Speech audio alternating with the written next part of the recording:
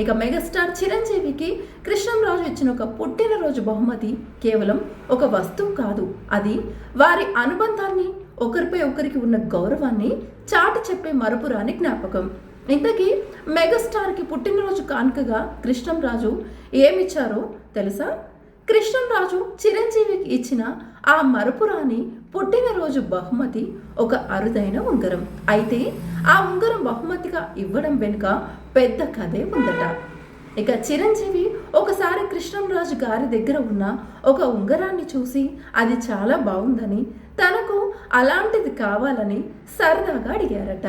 ఆ విషయాన్ని మనసులో పెట్టుకున్న కృష్ణంరాజు చిరంజీవి తదుపరి పుట్టినరోజుకు సరిగ్గా అదే డిజైన్ లేదా దానికంటే మెరుగైన డిజైన్లో ఒక విలువైన ఉంగరాన్ని ప్రత్యేకంగా చేయించి బహుమతిగా ఇచ్చారు.